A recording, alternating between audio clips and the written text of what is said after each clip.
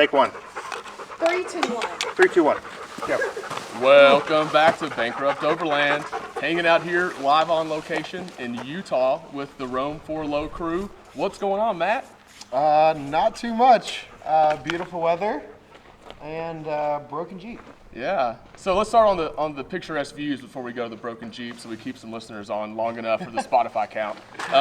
So describe a little bit about where we are right now, because we are in Utah, but where we're at is probably one of the most beautiful locations that I've been to. And you were just like, hey, come on this trip with me. And you've been guiding us around for about 5 days now. And let's just talk about where we are right now. Yeah, so right now we are in Lockhart Basin. We came just out of Moab, so we head south just out of Moab. It takes about 2 hours to get here through Chicken Corners, Herha Pass. And yeah, now we are at the gatekeeper of Lockhart Basin, which might be my favorite place on earth. 1,000 feet of canyons, maybe more. And yeah, I don't think there's a place like this. So. Yeah, it feels a lot like Mars a little bit out here. It's really red. It's really sunny. We've had a couple days of rain on this trip, so we're like 5 days in right now. So we've all settled in. Everybody knows everybody's names and tendencies on the trails and tendencies after the trails.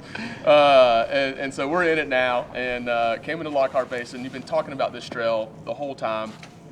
Came up some really good wheeling to get into this actual gatekeeper, probably 4 to 5 good obstacles where, a group of very technical, experienced drivers, are consistently being spotted by people in front of them, behind them, kind of helping them out. And so we got here, we've got a couple rigs up, and then we had a breakage. Yeah. And so we decided, hey, we got a couple hours that we got a group of guys that have ran back to Moab to get some parts to make the repair. And we said, hey, we got a couple hours. Let's pull out the mic and crack a couple beers and have a good time. Have a good time. So we're hanging out. We got the group around us. It feels, to give you all a view, it feels kind of weird to me. I'm used to being in my garage with a Jeep behind me as my only views, and looking around. We got our whole group here hanging out, so it's pretty cool. And so we'll kind of just run through a little bit about what we've done so far on this trip, what we got left ahead, and then maybe we'll kind of wrap it up with a little bit of where people can find some more Roam4lo events the rest of this year. Yes, sir. So we all started on the East Coast. Yeah. And that was on Saturday. So we left early Saturday morning, hit the road, met up in Villa Rica with some people, continued on. I like to take 40 west. Birmingham first. Oh yeah, we met up with some guys in Birmingham, and I'm a big fan of 40. First time I ever crossed the country, I took 40 and fell in love with it, so took that out. Took us 2 days, stopped in Oklahoma. Had a pretty long drive the second day, going up 550, which was awesome. Yeah, if you haven't been down or up Highway 550 from Albuquerque into Silverton, Ouray, and up in through Durango to Grand Junction, you have not driven what I consider one of the most beautiful drives in this country. The terrain is unbelievable, and it changes every 30 minutes into one of the best and largest mountain ranges in the United States. Yeah, it's super beautiful. It's like every corner that you turn, it's just crazy different, and the mountain ranges are massive there. Sadly, we didn't get quite the views we wanted. Obviously, we were a little behind, so it was a little dark when we were going through there, but you could still really get an idea of how big the mountain ranges are there, and it's addicting. It's like you want to just stay there for a night so that you can wake up just to see that. So it's true. I was definitely doing some yellow lane driving. I was off the white line on those passes. Those are very serious passes. We were pushing a long day, but we hammered through. When you're running with, we've got a good amount of rigs here that are in this 10 vehicles total. So when you're moving in packs like that, you're not going to go the fastest, and you're this whole group knows it's big, so we're patient at stops, things like that. So that's been nice, but it does take time when you're traveling down the road with this many people. Excuse me. The drive out here, it's a struggle. You just want to get there. They're 2 back-to-back extremely long days, but then you finally make it out here to the first trail, and it's like all that goes away, and it's nothing but excitement. So this is the day 3 on the trail, and so once we woke up on actual day 3, which was Monday, I guess, we knew we had trails ahead of us. Yeah. And that was a good day because we all knew that we had trails. We had forded through 2 hard days of driving in vehicles that have close to 300,000 miles on them in some cases. And some of our group really fought through some challenges to get here too, from alternators surging and creating all kinds of electrical gremlins to radiators blowing up. But you know, when you got a good group of people and you're tight, you kind of figure out what you got to do to get it going and keep on going. So what was the first? So we got to hit trails. Where do we go from, you know, where we were at in Colorado? What's that first day look like? Yeah, so we came out of Montrose. The reason we decided to come from that area is number one, 550 is beautiful. I really wanted to take that road. And also Montrose is right there to the north side of Moab, which is where we're going to start with Top of the World. I've always thought that the lookout there is pretty iconic. It's a good way to kick it off. It's technical, so it gets everybody warmed up for an exciting week. And that was absolutely awesome. It was fun watching that many rigs work that hard right out of the box and make it to, I mean, one of the most iconic views in the off-road world. 100%. Top of the World is a pretty well-known trail out here in the Moab area. And every one of our rigs were able to get up it. Pretty much no real issues, good spotting, kind of got you through some tough spots, but overall everybody got to the top, got to see some great views. The wind was crazy. It was crazy. We are in the desert, so. Yeah. It was, I remember when I pulled up to the edge, I didn't even want to get out and look. I was just like, spot me to the edge while I can't see it because I'm so scared of heights. And I got out and the wind was just ripping. You could hear it coming off of the canyon, and at one point we were standing close to the edge and Jordan was over there filming, and I thought the wind was going to whip him off the side of the cliff, but it was definitely worth those views. So. Oh man, that was day one, get to the trails, and then we went out of there, we left Top of the World, came down and went to this really, really stellar campsite that was kind of had 3 sides of rock around us that were, I don't know, 200, 300 foot high? Yeah, oh yeah. Is that a fair estimate? I don't know, but so backed in there, weather wasn't perfect. I didn't know it rained in the desert, but it literally rained the first 2 days we've been here. Yeah, it just poured. I've never seen rain in Moab, but it was a cool experience to see it, you know, seeing the water coming off the rocks like that, and it was just, and how quickly everything starts to flood out here. Quick. With just a little rain, you can tell that if there was 2 weeks of hard raining here, this place would be impassable almost everywhere. So you'd have to be very careful in those instances too, right?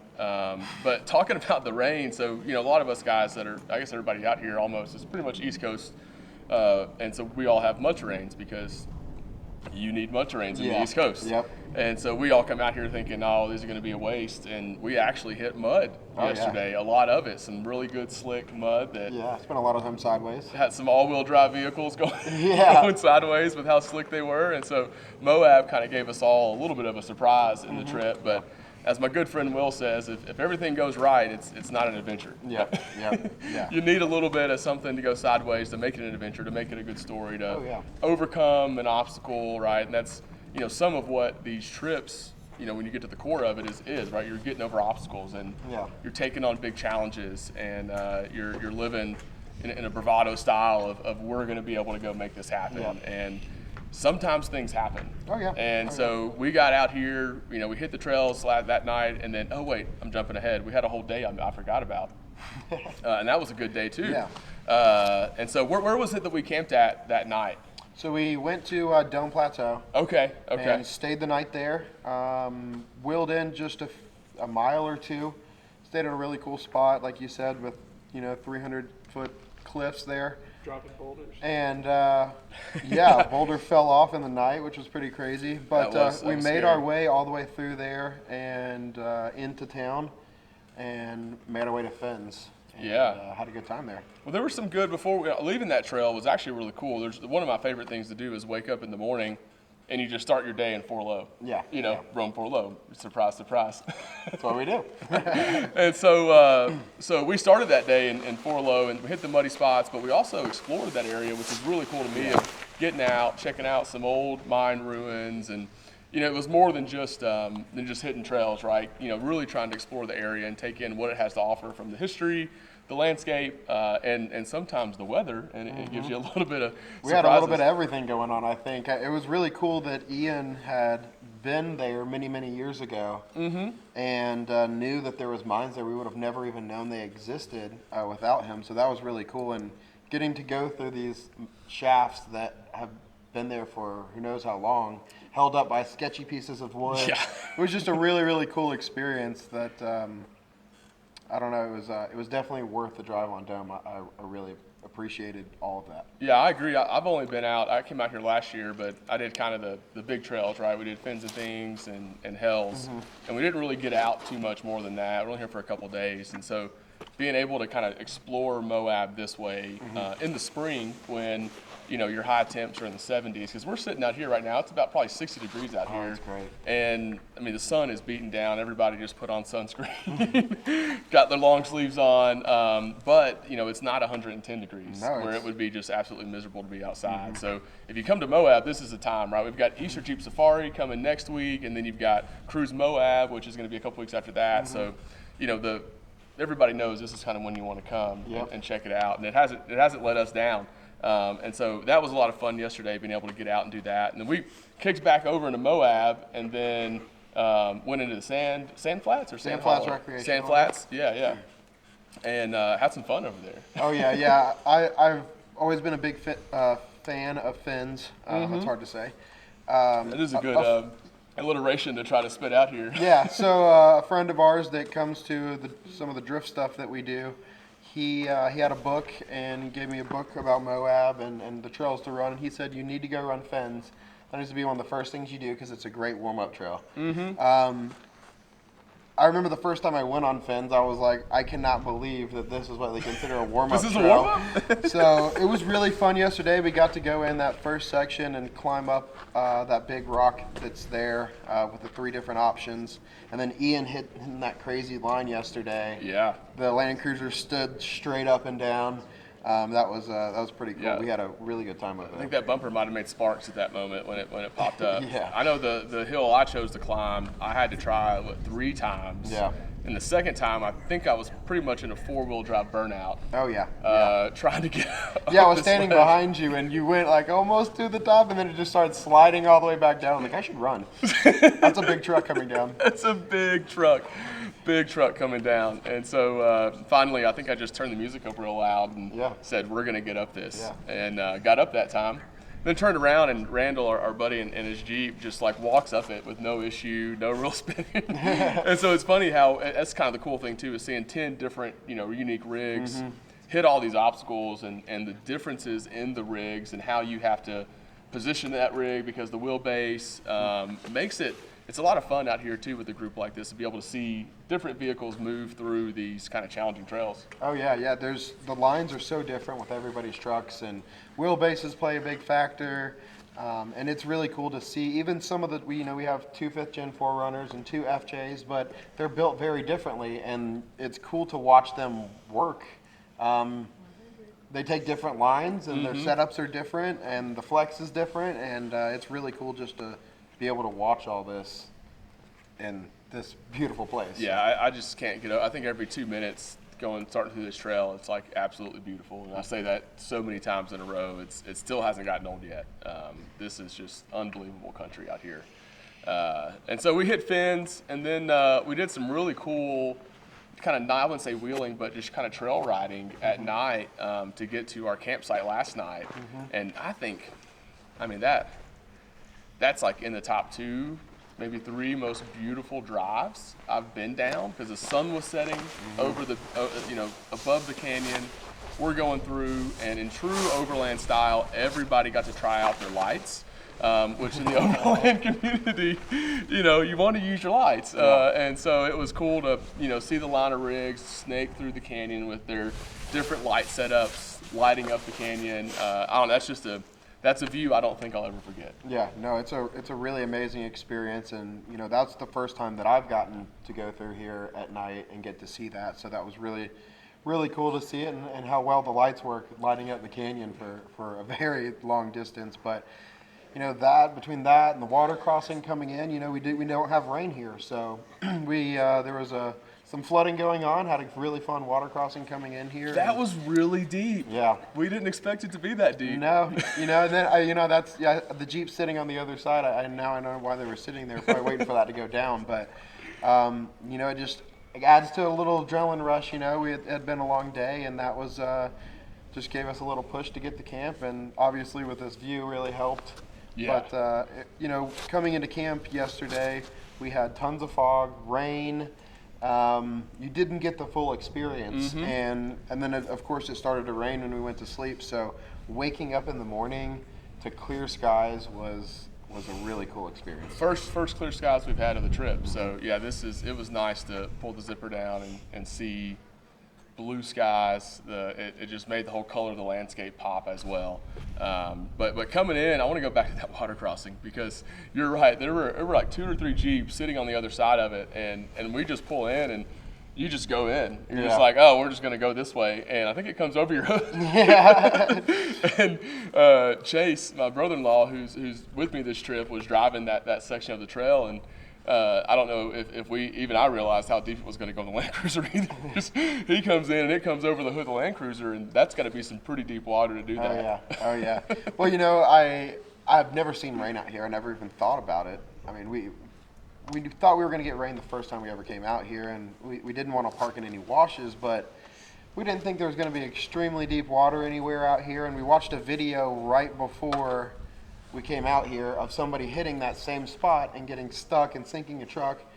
But I was like, oh, it was a stock Dodge Durango and they'll be fine. And yeah, that was really deep. And I was in 2-wheel drive. I was not expecting that. So I came sideways out of that water. I was like, I saw you drift a little bit on the side. It was good. Get your adrenaline going. Yeah, and you don't literally, as you see, you don't think about water crossings in Moab. And it was kind of interesting too because everything is so steep out here that you're putting these vehicles in inclines and declines that you don't really, looking at them, think that a vehicle should be able to do. Like it kind of blows your mind. I don't want to be too verbose about it, but it really does surprise you the first time you do it out here. Oh yeah. There's definitely inclines here that you would never be able to do on the East Coast. It's just too slippery. The rocks here are like sandpaper. Yeah. And it's amazing the things that you can do. I still get nervous. I've hit the same obstacles over and over coming out here, and I still get nervous when I pull up to them. I'm like, I don't know if I'm going to make it up this. but somehow we all just cruise right up everything. It's pretty cool. Tell us what you're driving out here this week too. Yeah, so I brought the Frontier. I think last time I was on the podcast, we talked about red clay. You made a bold statement on that podcast. Yeah, I said it would outwill the 80. So hopefully when Ian gets back, he gets stuck here. I brought the Frontier. The gears are in. Everything's broken in now, and it is amazing. The gears were one of the best mods I've done to the truck. It makes it just so easy to crawl up stuff now, and it's been great. This is the first time I brought it out here. We brought the 80 both times that we've been out here. Okay. So it's really cool getting to see the difference, and just really how capable the truck is. I'm pretty proud of where it's at right now. It's been a process. We've broken pretty much everything. Part of it. But now it's just super dialed in, and it's made this trip just really fun. I'm not stressing about making it up everything. Nice. It just does what it's supposed to do. So we got a few Frontier listeners that are and Nissan listeners that are good loyal followers. And so tell us a little bit about what you've done. Tell us a little about the Frontier, and then what you've done to it to get it to where you say it's dialed in, right? Yeah. So it's obviously a Titan swap setup. So I'm running factory Titan lowers. Okay. I run a factory Titan inner and outer tie rod. I am now on Total Chaos uppers. I was on factory uppers. Okay. The reason I did that was it would limit droop travel. It would hit the shock bucket. So that helped save axles. Of course, we went to Red Clay Rally, and the R180, the factory diff, exploded into 2 pieces, completely split the case in half. And so in half? In Okay. 2 pieces. I was building a 4600 Ultra 4 truck, and I needed that truck back on the road. So I pulled the Titan diff out of that truck. Okay. With 456s and ARB locker. And threw it in the front of my truck. So I run the upgrade. factory Titan diff obviously with the gears, but a factory Titan diff and factory Titan axles. I still have the Frontier hubs, and yeah, it's great now. Yeah. Where was the improvement that you saw in off-road handling, and kind of where does that benefit you the most in doing that Titan swap like you've done? Obviously, the travel, the width, that's a big thing. I would say now with the Titan diff, definitely the reliability. Oh yeah. The R180s are just fragile. I say that I had 14 teeth come out of my front diff before I went to Colorado. Oh wow. Wheeled the entire time, hit the wall, and drove it back before I swapped the diff out. But then I swapped onto the 35s and went back out to Colorado, and I think I lost some teeth going up the wall and then immediately exploded at Red Clay. So I realized that obviously 35s require a lot of mods. So I'm steel shaft now, obviously 456s in the back as well. And it's just a lot, I don't have the fear of potentially breaking something. That's I can really hammer it. That's huge. As a 100 series owner, and a lot of 100 series owners that listen, we know about front diffs. It's a thing. Yep. with 100 series owners. If you Yeah, I know Matt's somewhere out here in the canyons. I got another 100 series owner right here, Matt. We bonded over the fact that we're now triple locked 100 series owners because of the front diff exploding on us. So it's a thing. If you and at the end of the day, I think Jeff's talked about it a few times before, but that happens when you're going to drive a 23-year-old vehicle out here doing these things. Mm-hmm. You know, 250,000 miles on a diff. Like, I got a freaking Yukon that I had to put a transmission in at 100,000 miles, and that's considered normal nowadays, right? Like, you got to put it in context sometimes, like how old these things are and the things that are just going to break on them, and you got to try to upgrade and make it a little bit better. Yeah. Oh yeah. Things happen. Things break. I try to keep it as simple as I can, which is why I try to do a lot of the OEM Titan stuff. I really trust just good OEM parts. I know that a lot of the Land Cruiser guys who are listening are probably the same way. The OEM stuff is very, very, I don't know, it's kind of dialed in. It's engineered in for it, right? Like that's what it's made to do. You pay the premium, but it's worth the money that you put into it. So. Right. And so we talked about the front a little bit. What else have you done to the Frontier? Obviously full armor. Mm-hmm. I just fixed my bumper, thanks to Bradley. My front bumper is about to rip off. I've been winching too many heavy rigs, Land Cruisers, so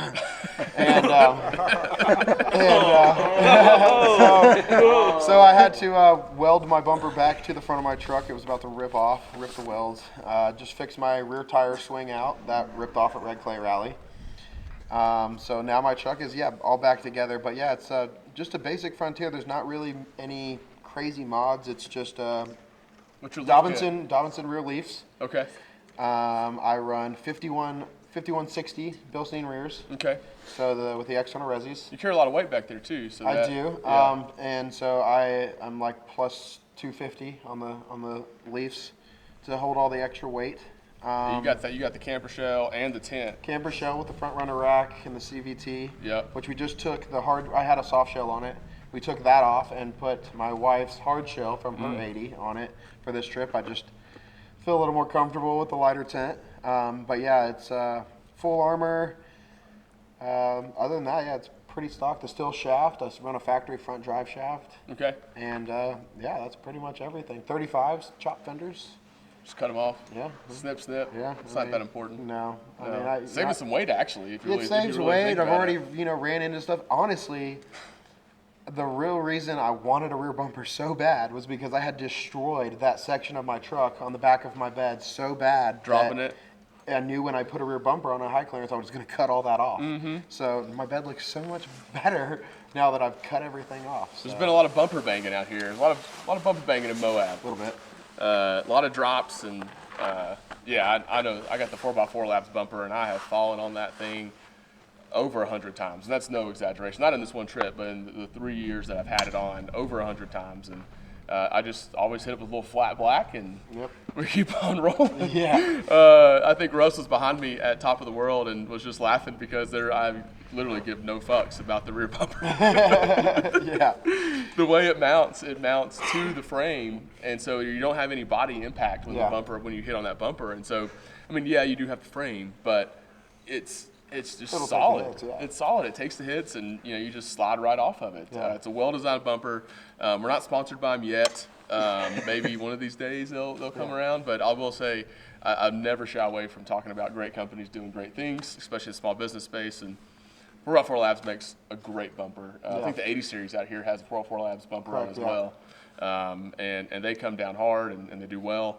And so that's something out here too that you probably want to have a good bumper. I've seen some plastic 4-wheeler bumpers kind of pop off a couple times. Oh yeah, we've definitely done some damage to some factory bumpers. I've got a Coastal on mine. I have a custom tube front bumper, but Oh, nice. I have a Coastal rear bumper, and it's a great design. It went together super easy.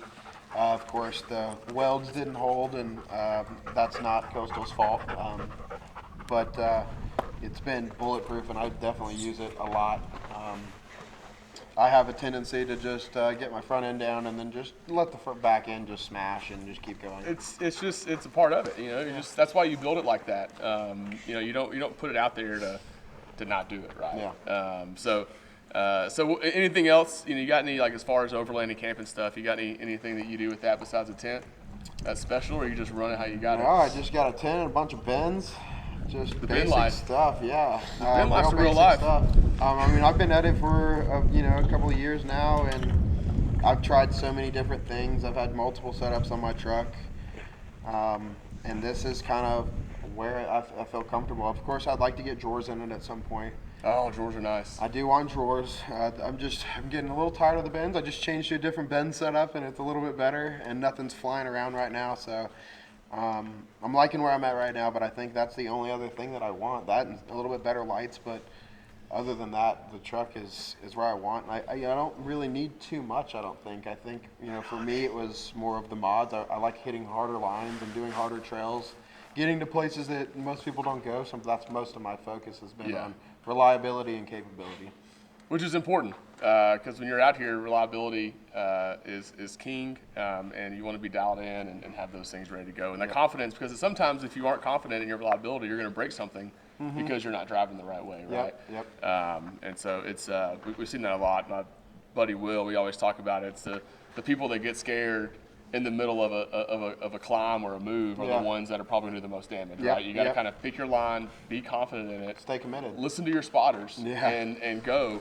And so that's been one thing cool about this trip is, we move at a good pace, but at the same time, every time we get to an area where it could be a little sketchy, right? Someone's always over the radio behind you or in front of you, or someone's standing there kind of giving you a good spot to make sure we get through it safely, which has been real comforting when you go out and you're doing stuff like this, because this is some good shit. We're wheeling. Oh yeah, we're definitely wheeling. This is a wheeling trip that we're camping. As a byproduct of it. Yeah.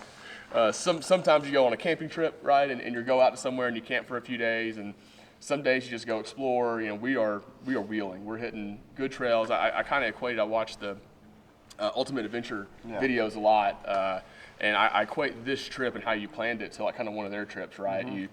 We're kind of hotels out. Let's not try to be too crazy and roughing it, but once we get out there, like, we're going to hit 1 to 2 trails a day. We've got kind of good sized campsites lined up, and then 1 to 2 trails a day, and it's kind of continuing in that motion, which I thought was awesome. And it feels, after watching those, all the years of those videos, I'm like, I feel like I'm on it right now. Yeah. The way I like to try to plan the trips, in a very similar way, they try to get out into remote places. I think that a lot of people get lost in the hells and fens, poison spider stuff that's down in downtown Moab, and that's great, and I think that everybody should go experience it. But I think people forget that Moab, Utah in general, has so much more to offer than that. And so that's why I pick some of the trails that we have. Is they're a little less known, but they deliver everything that you want. You get views that you don't get when you are in downtown Moab at some of those places. So we really wanted to make a route this year that we covered distance. We didn't hang around Moab. It was kind of an in and out thing and keep moving and really explore Utah. But last year it was, like, I think we named it Explore Moab, but this year it was Explore Utah, because we were going to do a lot more than just what's right here in the heart of Moab. So obviously the trail that we're on right now, we're a good ways in, a few hours in, and we have many, many, many hours ahead of us. That's the experience I wanted to give everybody, is that remote, real, out there off-roading. What I think off-roading is. I even wore my Camel Trophy shirt today. He woke up and I saw that shirt on him. I was like, all right, Matt's ready. Yeah. Matt's got his wheeling shirt on. We're gonna have some fun. I mean, you have literally talked about this obstacle that we're sitting at for the last 4 days. Yeah. Like this is the pinnacle of your trip, and so I'm happy to be here. The trip has been great.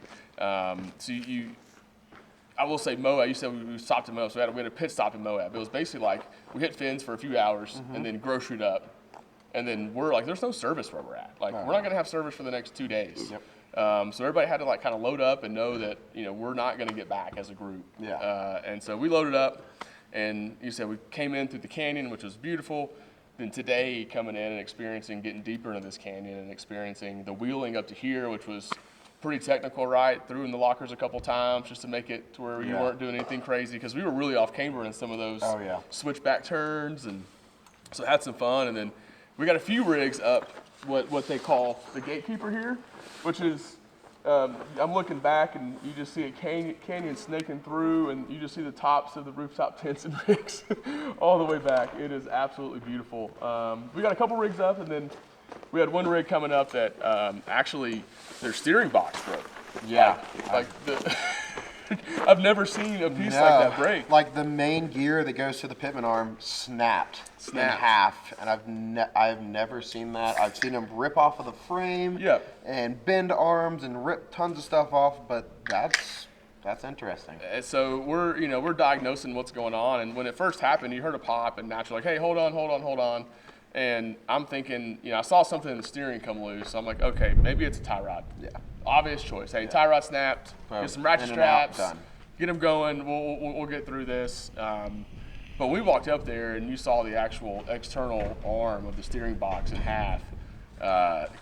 It was bad. So we kind of diagnosed for a little bit, used some BFGs to see if we can maneuver some things in place, and then I think as a group decided that someone's got to go back and grab a steering box. And so in true, like, I call it, I think it's just the overlanding spirit of it too, of like, everyone's together.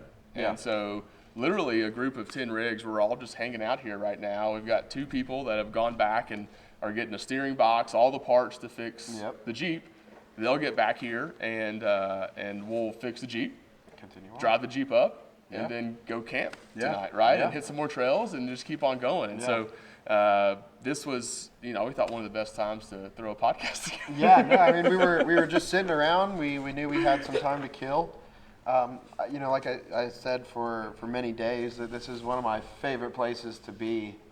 Coming up this section of Lockhart, just love how technical it is. I think the views here are amazing. There's just an amazing feeling you get of being in these canyons like this. You really feel like you're at the mercy of what's going on here. And so for him to break here and us get to hang out, it's, no one likes to see anybody break, but if you're going to break, at least do it in a beautiful place like this. So.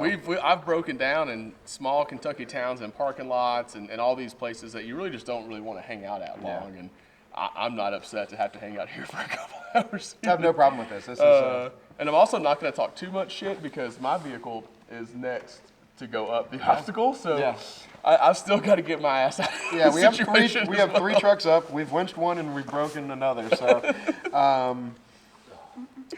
we'll. It's a gatekeeper. Yeah, that's what it's here for, right? But I think that's what also makes this trail so cool is that if you can't do this, you can't come experience this. You can come in from the other way, but you're gonna have to turn around. Yeah. So you definitely have to be prepared to come out here, but the rewards of getting through here are better than almost any trail in the U.S. Yeah. This has been a lot of fun. So tell us a little bit about what we're gonna do to finish out the week for the Explore Utah trip. Yeah. So today we're gonna try to knock out as much of Lockhart as we can. The idea tomorrow is to get up early and make our way to Elephant Hill. We'll get our permits, and hopefully they'll let us go in as a group. I've chatted with them on the phone, but they're very busy, so we'll see if that happens. If not, we'll go in 3 rigs at a time. Okay. And we'll run through Elephant, out through Bobby's Hole. We will go through Bears Ears National Monument. Why do they call it Elephant Hill? look like an elephant? I have no idea. Oh. Absolutely. If anybody's listening and Yeah. knows that answer, Yeah, you need to let us shoot a know. DM over. That'd be sweet. Yeah. We don't have We'll see it service. when we get service We someday. don't have our tech guy Yeah. here to research things Yeah. on Google while we're mid podcast, unfortunately.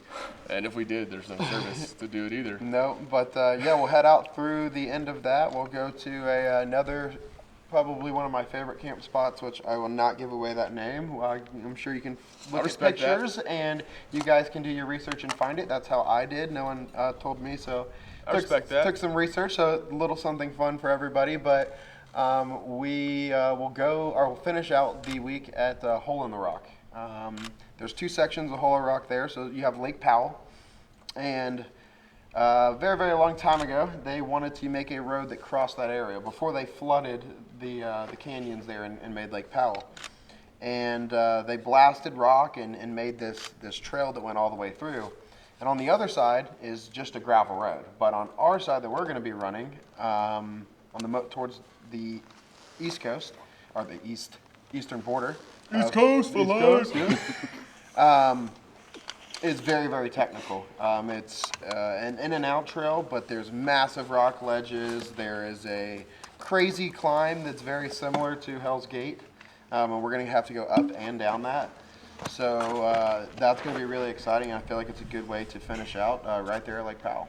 Yeah, so that's what we got the next couple days, which that's still wild to me that it's just the beginning. Yeah. Like we're just getting into this trip. And remind the listeners what you charge for these trips, to do the guided trips. We don't charge anything. You fucking kidding me, bro. You fucking kidding me. We don't. So how many trips a year do you do? I think we have 8 or 10 trips this year. Man. All around. We've got 2 trips out here. We've got 1 to Colorado. This year we're going to do Colorado and Wyoming. Of course, this trip that we do here every year. And then we have tons of great stuff on the East Coast as well.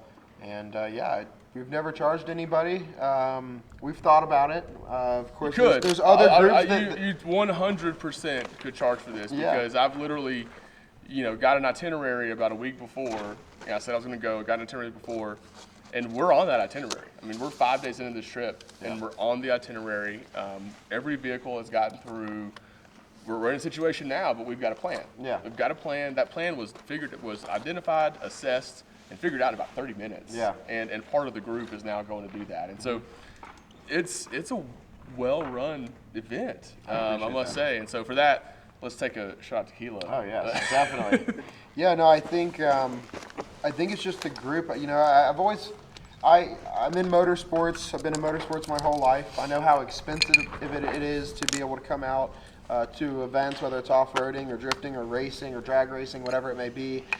It's expensive. Your hobby's expensive. Yeah, this is Bankrupt Overland. Yeah, and I like to get people out here and experience this. I think that I couldn't put a dollar amount on this. This is worth $1 million to me to be able to come out here and see this. But obviously people aren't going to do that. I don't feel right doing it. I get the satisfaction of people seeing this for the first time, and seeing the emotions that they have of seeing this, and that's why we do it. It's a lifestyle. It's fun for us.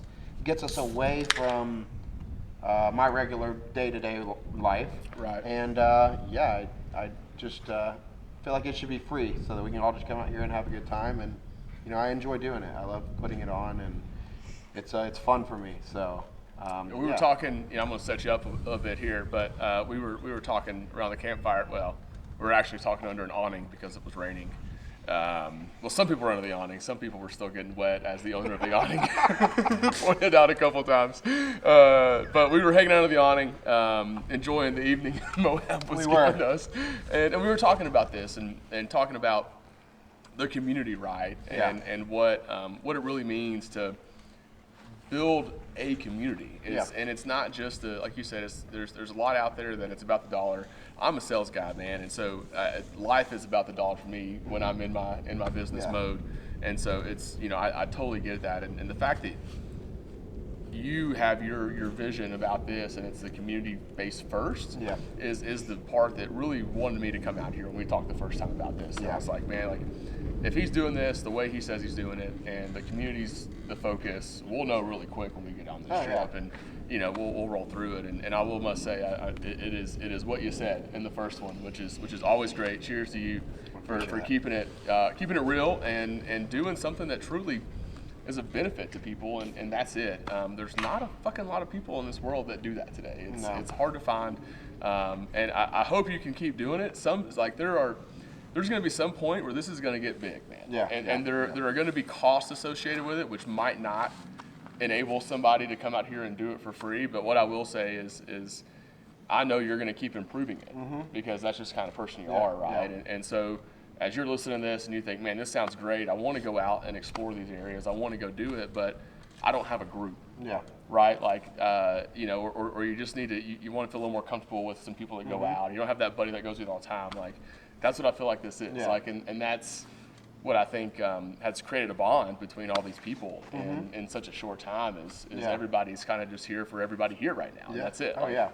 You're out here in the middle of nowhere with no service, and this is who you got. This is your family for the next 10 days, and you got to get through it. It is. You've created great group dynamics with how you communicate with the group, how you lead through the group, and it's made it a great experience for, I think, everybody. And if it hasn't, then I'm a really bad read of people. I should probably quit my profession. No, I feel like, everybody has a ton of fun, but it's like one of those things where, I feel like the vibes of the group really play a big part in it, and I feel like the person that is leading the group, they can make it really fun or really sour, and I always just try to make it as fun as we can. We always poke jokes at each other. I feel like it's really easy to get out here and get into some of these more technical trails and really feel overwhelmed and stressing yourself out, and so I try to just constantly poke jokes at people. Someone will be climbing up a ledge and starting to get a little tippy, stop. No, you're fine. I'm just joking with you. It just takes the pressure off of people, and just have fun out here. That's the whole reason you drove for 30 hours to drive across the country, is just to have a good time, and that's what we always try to focus on. Is that's why we do this. That's why we spend thousands of dollars to be a part of this hobby, and we just try to make it as fun as you possibly can. That's right. I will say there's something too. You talked about making people comfortable. I remember coming up through this ravine, canyon. Maybe ravine is East Coast redneck stuff. Canyon is West Coast. I don't know. We were coming up and there was a washout, kind of V-notch, I guess. And Kaylee, your wife, came over the radio and was like, hey, you got a V-notch here, and just let us know if you need a spot. And just like the way it was communicated, it was like just that comfort of like, there's no, we don't want anybody to get any damage. It's just, hey, you're comfortable, do what you got to do. And so those things combined with the group dynamics have been great. So tell us a little bit about the folks that are listening. Maybe they want to join a trip later this year. I think you got most of your schedule laid out, right? Yeah. So if you go to our website, Roam4lo.com, you can check out our full schedule there. The way that we have it set up this year is we pretty much post the event ride on our Facebook, so the Roam4lo Facebook page. And you'll see the event page for the next trip there. And usually we leave a comment area where you just put your name down, and there's no serious sign up about it. You just comment with your name and a picture, and come out and join us. We do stuff, like I said, all over the country. A lot of East Coast stuff. We've got some cool stuff coming up. We'll be at Windrock pretty soon.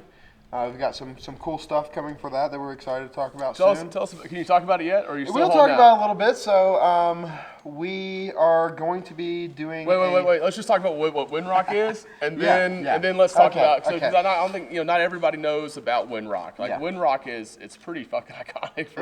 It is. If you're on the East Coast, you probably know what Windrock is. It's pretty iconic. 74,000 acres there. Tons of history, from mining to the Manhattan Project for the bombs of Hiroshima and Nagasaki. The plutonium came from there, but more than that, it's an insane trail system that's beautifully mapped. It is a great time. It's my favorite place to go on the East Coast. I have a year pass to go there, and we spend a lot of time there at Windrock. And we've done a few rides there. And things have snowballed. Obviously, Roam4lo is getting a little bit bigger, and we're wanting to do something fun. Obviously, my background is putting on motorsports events. We do a competition series for our drifting stuff that we do. And I will say, hanging out with drifting guys is a different experience for me. Yeah, it's a different breed of people. Different breed of people We're used is an to- understatement. Yeah, we're used to like 100 miles an hour, tearing off bodywork, totaling cars, burning stuff down. So, yeah, you get these guys out here, and they get a little bit bored on an easy trail, and then you get to the hard stuff, and they just send it, and it's definitely entertaining. Yeah, it's what I liked about it is they still respected nature, right? No one was out tearing anything up, getting off the trail. But when you hit that trail obstacle, they just did not care about body panels or bumpers or anything like that. You know, Like, it was just even their life. and so it made for a great show as they picked the hardest line they could possibly find and see what they could do to a remotely stocked 4th Gen 4Runner. Yeah, it's very entertaining to watch. I remember last year was their first year out here, and he was all gung-ho and got on hills and got tipped over almost to his door and was white knuckle. We winched him. Yeah. And that was the first time I think I've seen him nervous. So this year he came out here with a whole nother level of confidence. I'm pretty sure I've seen the wheels, all 4 wheels in the air on that truck more than I've ever seen anybody else. So. They were fun. They dipped out to go do some more extreme sports, I think. Yep. But that was a fun group to hang around with for a little bit. And that comes from your drift background. And so let's get back to what you're doing this year. We talked about Windrock a little bit, about what that is, right? Iconic place. If you have an off-road, or if you want to go there, and you can rent side-by-sides and go explore it too, right? You don't have to have that. They have mountain biking out there if that's your thing too. A lot of stuff, and it's just tucked away in East Tennessee in the Appalachian Mountains. Phenomenal spot. I, for one, have never been there, which is absolutely crazy to me because it's literally like 2 hours from my house. All right, pack up. We're done. We're heading to Windrock. Never been there. It's just it's one of those where there's been a couple trips I've been invited on, and it just didn't work out with timing, and so I just haven't made it out. It's on the list, of course, of places to go see, but just hasn't been there yet, and I just keep hearing all these great things about it. And so tell us about your event out there, what you can tell us about it. I know you might be keeping some of it low-key. We'll keep a bit of it low-key. I mean, there's some stuff up on the website now, but we are hosting a 5-day event at Windrock, free of charge, of course. Obviously, you got to pay for your permit there at the park. It was like $25. It's $25 a day. If you plan on coming for the week, highly suggest just buying your yearly pass. It's, I believe, like $90. What are the dates on this? I want to say it's like June 2nd through 5th. Oh, that's not bad. That fits well within the things I have to do in my life. I don't know. I might have to make it out. Yeah, but so what we're going to do is we're just going to be guiding people around the park for the first few days. And just a real laid-back environment. Everybody hanging out at night. We'll do a big bonfire at night. You got camping accommodations there too. Of course, If you want to do a cabin, you can get a cabin. They've got cabins there. We are renting out the entire event area, so there's a massive field there with a pavilion. And y'all are on their list. Y'all are official. That's a big deal, I think. Yeah, going. I like it. No, so we'll be there, and it's a great place to camp and everybody be able to socialize and hang out. Yeah. And on Saturday, we are going to be hosting our first rally. Sweet. So we have created a series called Terra Trophy. This will be our first go at it. We're going to do something at Windrock. It'll be just Saturday, so trucks will be off early in the morning and finish under the night. We are going to do a $3,000 payout to the winning team. Hold on. So you said it's free to enter. It's free to come ride. There will be a small fee for the rally, Okay. like $100. Okay. And the winning team will take it all. And So we got a lot of rallies and overland rallies, and people give away fridges that Dometic sponsors them and gives them, or gives away some lights that some other company sponsors and gives them. You're coming out with a cash prize. Yeah, I want to do something different. I like the idea of the cash prize. Of course, like if they give away a fridge and you're in a team, one person's going to get the fridge. So I feel like you can just split the money up. I got the trash everybody roof for wins. the Red Clay Rally. That helps you because you ripped yours in half. Because I did. But I want to do a cash prize. So what we're going to do is we're going to host this first rally. Yeah. The idea is to One day rally, right? Single day rally with a big payout. That way it's not your whole week and you're stressing. You can just come and have fun, and you got one day of just a little competition with your friends, and then it's back to partying with everybody. And this will be our first event that we're going to do. And if things go well, the idea is to kind of take this on the road and start doing it across the country.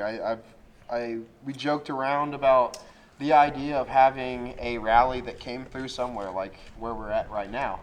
And I feel like that would be something really special. No one's really doing that. And I feel like as you build it up, that payout can get bigger and you can really do some cool stuff for the community and get sponsors involved in a level that maybe we haven't really thought about. Well, I can see it. I can see the vision you got. I will say your execution on event planning is there. You might knock that tequila over. It's in my blood. You just take a drink. Take a drink. There's some limes over here. We got limes and tequila up here. We're just we're totally not real serious about this. It's a good time. Phil's gonna come over and get some tequila. I like it. There you go. Phil's been driving this yellow FJ around like he stole it. Oh yeah. How do you know I did? I basically did from the guy I bought it from. He said I did steal it. We call it like the yellow bus and The short bus, and he just he drives it wide open. He And was it's on really 2 entertaining. wheels earlier. Yeah. 2 wheels. It was actually a little scary. And Phil's just like, Doing Phil things. we good, bro? Okay. Yeah. That side of my truck is already smashed. Thank you, East Coast Wheeling. Yes. Trees and limbs and everything. So, big event coming up at Windrock. Yep. That's going to be, that's a lot of money, and that's going to be pretty interesting. So I guess it's going to be like just, what's a Terraform rally? So you just kind of like run through these different trails? So you'll be different trails. We'll have checkpoints. Okay. And yeah, it'll be just a time similar to most rallies. You'll see Rebel and Red Clay, time speed distance type rallies. So we're going to do that same format. I feel like that keeps people from just building race trucks and destroying stuff. We can still take our overland rigs and go compete in something fun without, absolutely destroying them. So I feel like it's a really cool format. The idea for me is just to what we take off of this first one, just the drivers pay into a pot, if you will, almost, for that $3,000. So, I don't want people to ever feel like we're out here just trying to make something crazy out of it. We want to make this into something bigger. And It's a community so for event us, again, right? We want to make this about the community. So I feel like as we grow and that pot can get bigger, we're bringing in sponsors and bigger rigs and really do something cool with this. I'm really excited for the future of that and what we're doing with Roam4lo. But of course, I think my heart is still here doing rides just like we're on right now. Yeah. I have a feeling just because of your vision and what you want to do, and just talking to you the last few days, you're very smart guys. This is going to end up being like a locals only kind of thing at some point. Where you're going to be like, there's a cutoff. If you haven't been on it before, then I don't know. Like I don't know. I just think this might get too big. Heck yeah, we could call it like OnlyFans or something. I don't know. That's fucking awesome. Cheers.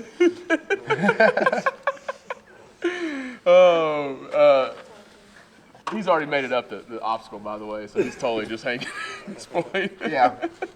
My hard work has been done. It has been. Well, you still got a little bit ahead of you, but it's been good. I was joking earlier that, I was making fun of everybody still being down there, and I'm probably going to get a mile up the trail and flip over or something, so I should just keep my mouth shut. That's why I'm not talking in smack right now. I am literally the next person to get up this obstacle, and I have had some things leaking on the way up. We've had some things going on, so it's one of those. I watch a lot of roadkill because I just think those guys have the right spirit for getting out and just exploring and doing things. I love watching them. But one of the things that Freiburger says all the time is like, it's never gonna be perfect. Like you just got to get it rolling, and then you can go, right? And so some of that stuff for this trip is just. We had some issues. Chase and I almost we had to go run and grab a spare axle shaft. My axle seal started leaking on my rear axle the day we're leaving. Yeah. We're literally driving out and I noticed this leak. That's how it goes. We've been preparing for a month, 6 weeks, get everything dialed in, and that happens. And so the day we're leaving, I call a buddy and I'm like, hey man, do you still have that axle out of that totaled 100 series that you have? And he was like, I do. I was like, can I come by? I need that now, He was like, what's going on? I was like, hey, I got a seal out, and if this ends up killing the bearing, I want to have another shaft because you have to press those bearings onto oh, the it's Land just Cruiser way axle easier to shaft. bring the whole assembly with you. And so he was like, yeah, it's here. And so Chase and I on our way out just drove out to this barn, met this really nice guy, hung out for an hour, talked cars. He had a fucking sweet 32 Ford that he had been building for 14 years. Wow. And so, and had a 40 series Land Cruiser too that he had just brought back from Cars and Coffee that day. Like, so one of those old head mechanics that just has some cool toys. And so Chase and I couldn't just roll in and pull an axle shaft out with his help and not hang out for a minute. You gotta listen to a few You stories. gotta listen to the stories, right? I think that's one of the southern things about it, right? Is you don't go and just dip. You gotta go listen to a couple stories, hear his advice. You can have it, just hang out with me for a little bit. That's right. Yep. So we hung out for about an hour and he showed us our cars, which is a great experience, man. But we looked at it, that's part of the road trip. Yeah, like, it is. The road trip had started the minute we left the house. Yeah. And that was just a part of the road trip. Running over to O'Reilly's while Phil was pressure washing his radiator because it kept overheating, right? That's a part of the adventure. It is. Well, you look at like Austin, you know, he's come out west with us almost every time we've been out here. He drives the flatbed. So for those that don't follow along with us, we have our buddy Austin has a flatbed 22R carbureted Toyota, and it's on 33s right now. It's been back and forth between 33s and 35s. But he has had some of the craziest experiences coming out here from. This trip was crazy, and then you told me. Oh my goodness, yeah. I've seen him blowing up diffs and having random guys show up at a gas station in the middle of nowhere. Hey man, I just happen to have a diff down the road. Well, I have 488s. Well, luckily I have one with 488s. And it's like, how in the heck do you get this lucky? And you know, it's been a struggle for him to get out here. This time he had an alternator bolt fall off, which I think has happened once before, and so he got to put a new alternator in. I think the voltage regulator or something failed on it, and it smoked the harness and literally melted his gauge cluster. And they fixed that. A radiator exploded. I thought they were done and after JB that. welded it, and then. Yeah, he is just a few rigs back down there. He's crushing enjoying it just like us, and yeah, it's funny. We always joke around. It's like that truck just doesn't want to be driven on pavement. It needs dirt, because once it's on the dirt, it is awesome. It is a super capable, super reliable rig when it's in the dirt.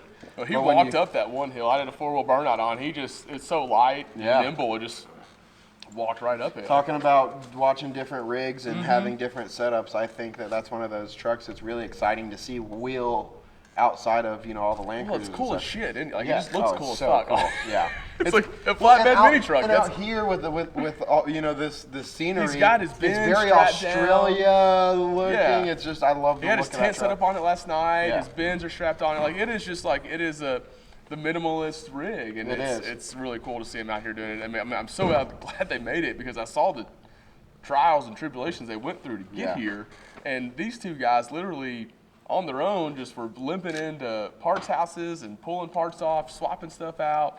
It's amazing. Took them like 4 days to get out here with that, but we rolled in yesterday. They got on fins and things with us, and which they is were great, because wheeling.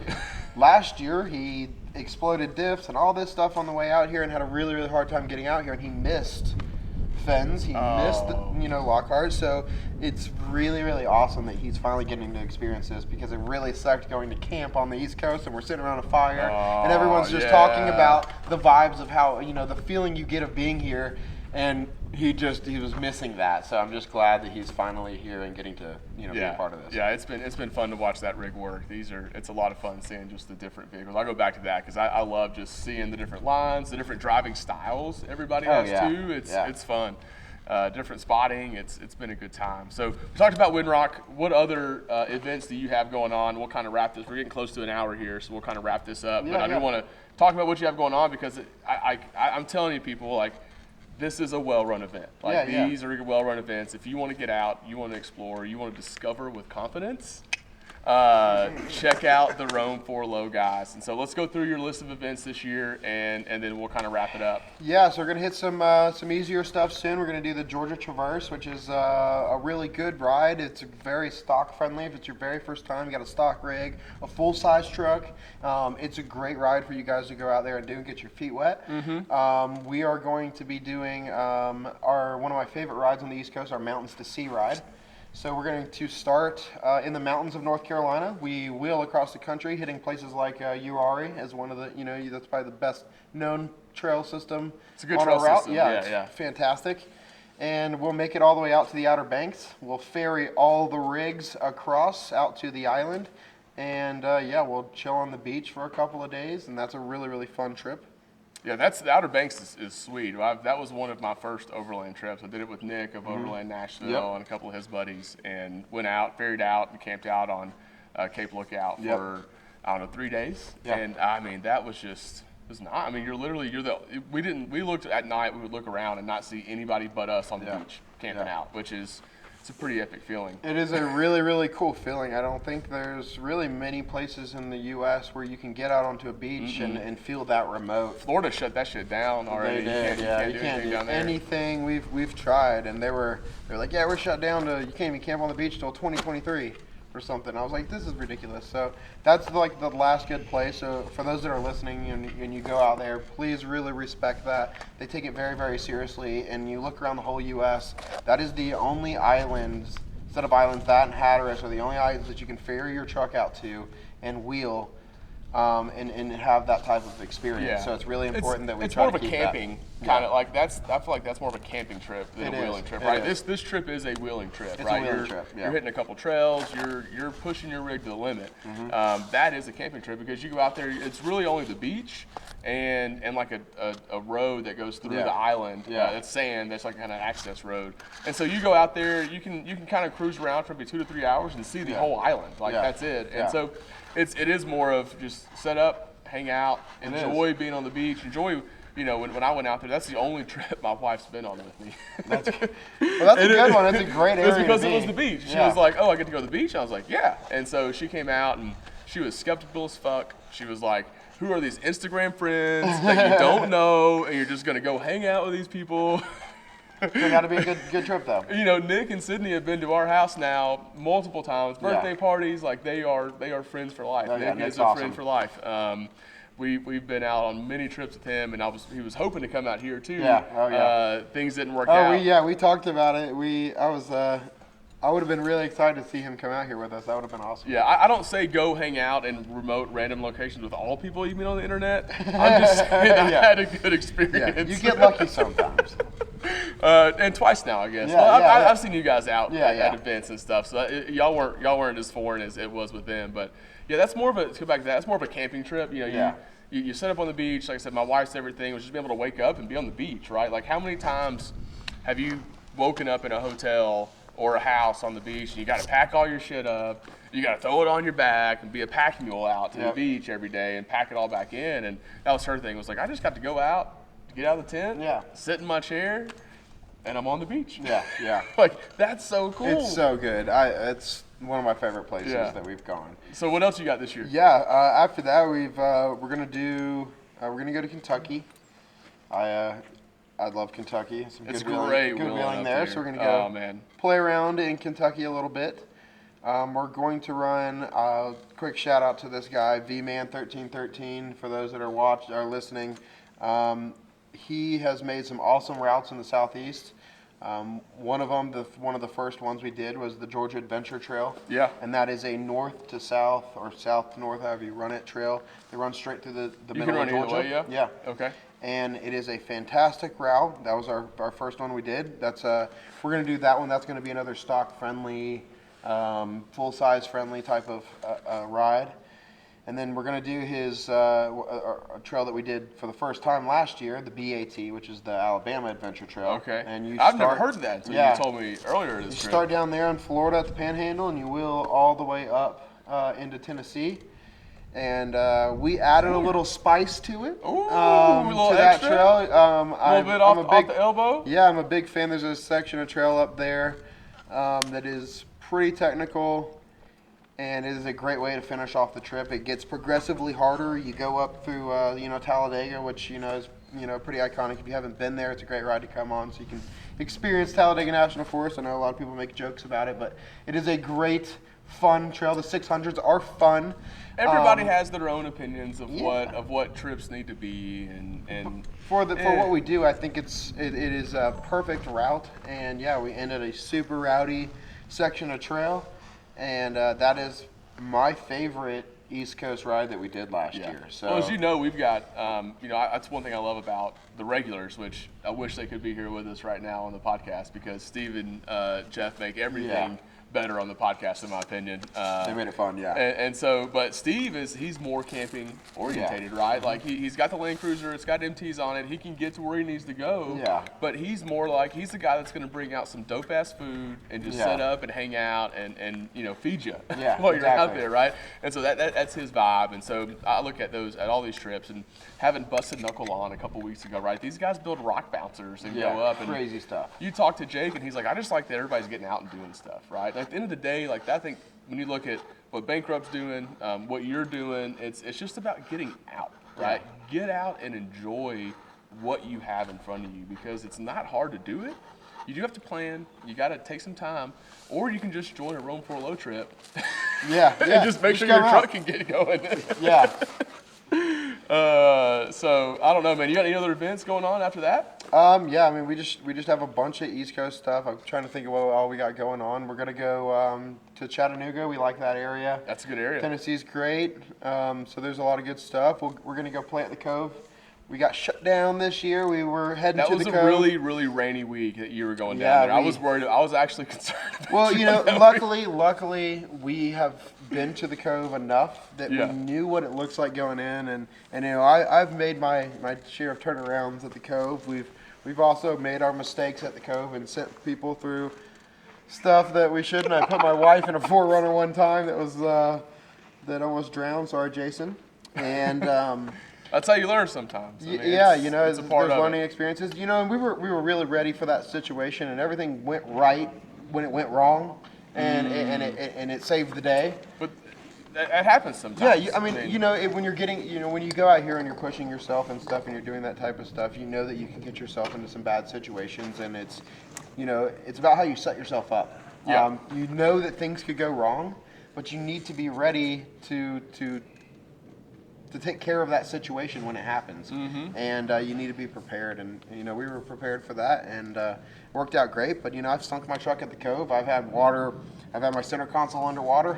I've seen it out there myself. I've seen Phil, who was just over here. I've seen him have one crazy experience, and I don't know if I talked about this on the last time I was on the podcast, but we're talking winching him to bump start his truck. Luckily, it's a manual, but bump starting him in rock gardens and dying alternators. Man. You got to keep it on the throttle to keep it running, and it was. You never know what's going to happen. You got to be ready. But we were prepared. We were ready, and we got out of there, and he's here with us. So. Yeah, that's something too. You think about coming on these trips, you got to be okay with that. Yeah. Like I think I said a few podcasts ago talking about the competition series and the Red Clay Rally. I'm like, if you're not okay with a body part of your vehicle getting a dent in it, you don't need to do that. Don't be there. Don't do it. Like, don't, because that is the style of driving that you will be encountering, whether you drive as fast as you can or you drive as careful as you can. Those trails,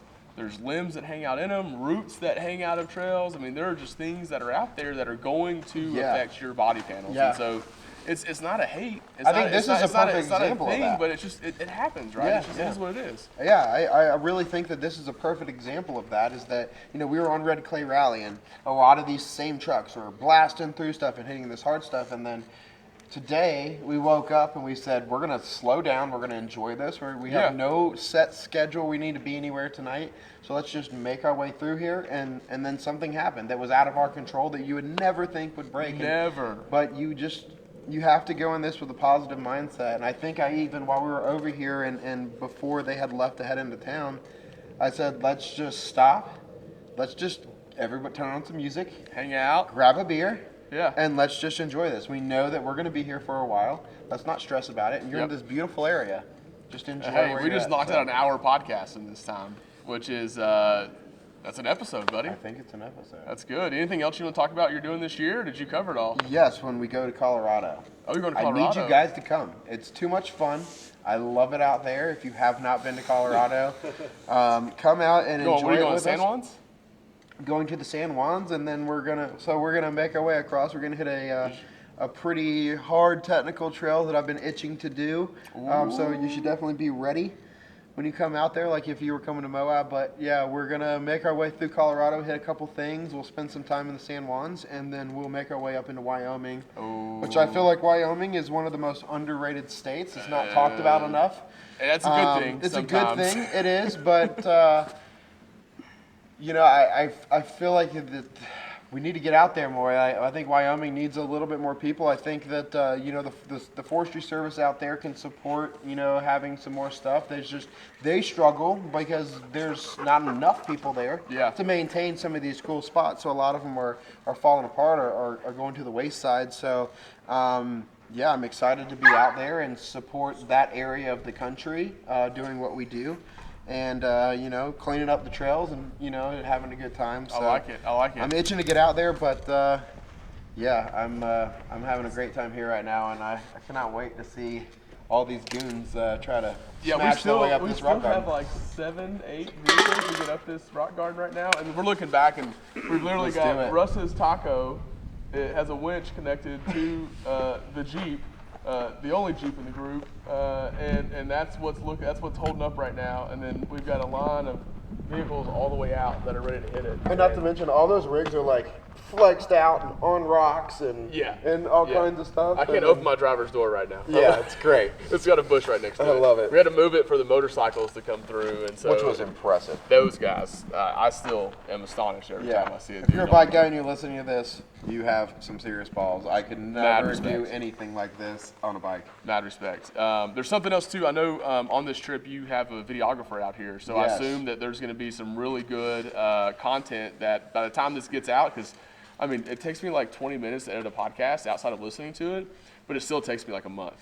Yeah, so big by the shout time out. I get this done, we'll probably already have the video out. So talk about where they can find your content for this trip as well. Yeah, obviously you can go to our Roam4lo YouTube channel, and you'll be able to see all of our videos there. We've got videos from being here last year, as well as pretty much almost all of our rides. But Jordan, who films with us, JDP.move. Cool as fuck, by the way. Yeah, he is Shout out. super cool dude. He films for Yamaha. You'll see him out, you'll see him in a couple of clips or something. We can steal his camera, but he's always Yamaha swagged out. Super cool dude. He does stuff with our drifting stuff, but he loves this, and he's obviously makes some of the best films that we've seen in the off-road overland community recently. So we're really happy to have him out here doing this with us, and experiencing this. So if you're listening and you want to check it out, by the time this gets out, you'll probably be able to check it out on their YouTube page. You go check out the YouTube page, check out the Facebook page for the events, and if you can make one happen and you're on the fence about getting out and doing this kind of stuff, I promise you're with a good group of people that are going to get you through it good. Just be ready to have a good time. It's fun-loving group. They were all really nice to me whenever I first met them, like the first day, and I kept telling everybody, like, can y'all just start treating me like normal people?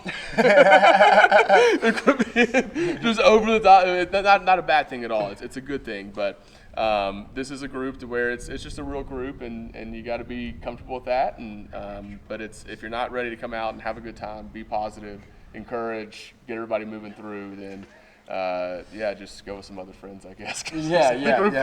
This is definitely, we're out here just having a good time. That's what it's about. Like, heck yeah. You know, beat on the rigs a little bit. That's what we build them for. Right. You know, have a good time. When you get to camp, party it up. Yeah, that's right. And just take in this, make it an experience. So every ride we have, that's what it's about. So I hope that some more people join us. We're bringing some new people like yourself, and hopefully we'll see some of y'all in Colorado. It'd be dope. All right, man. Well, let's cut this off and see how far our parts are. Yeah. Might have to finish this thing before we even get going. It might happen. I don't know. Yeah. It's been fun. Yeah, man. Take care. I appreciate it. Cut.